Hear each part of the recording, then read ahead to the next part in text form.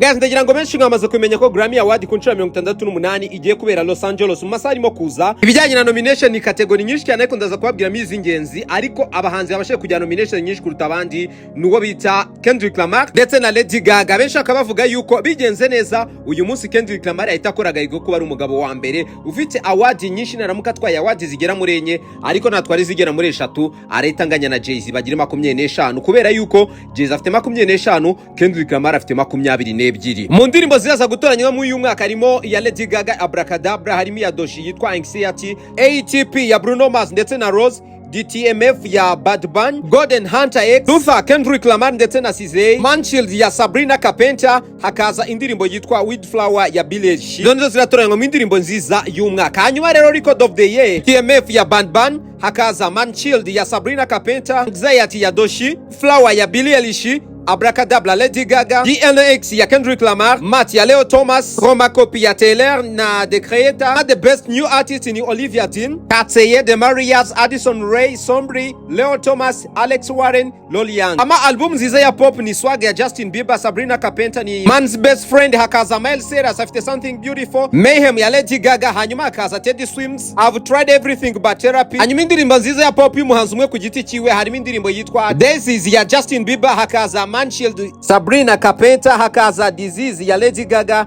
hakaza indirimbo yitwa The Subway ya Chappell Lon, Sena Messi ya Lola Young. Birumvikana ntago twarebera hamwe categories zose zabaye nomine, ariko turiye turi hamwe izingenzi nka Best Rap Performance harimo Outside ya Cardi B, Kendrick Lamar, Pharrell Williams, Clips, Pusha T ndetse na Malice, Fite Chance and Whips, Doshi akagira Anxiety. Kendrick Lamar nanone ari kumwe na Left Gun Play afite indirimbo yitwa TV Off. Muri album nziza z'umwaka za rap barazamo iyitwa Let God Sort Them Out ya Clips, Pusha T ndetse na Malice, kaza Glorious ya Gloria, hanyuma hagasoza iyitwa God Does Like Ugly ya GID. Kendrick Lamar afite GNX, Tyler ari kumwe na The Creator bafite iyo bita Chroma Copy. Hanyuma rero category sanga tureba cyane kubera yuko ni category ya Best Music Performance y'Abanyafrika, irimo Burna Boy yo bita Love, harimo David ari kumwe na Omale yitwa With You, Eddie Kenzo ari kumwe na Mehran Martini yitwa Hope and Love, Aire Star ari kumwe na Wizkid bafite Gimme That, Tyler afite Push to Start. So namwe ndagira ngo muze mumbwire cyane cyane kwizi indirimbo zose mwazikurikiranye muzizi, murumva ari we muhanzi wakoze ibihangano bishobora gutuma uko byagenda kose atabura gutana Grammy Award.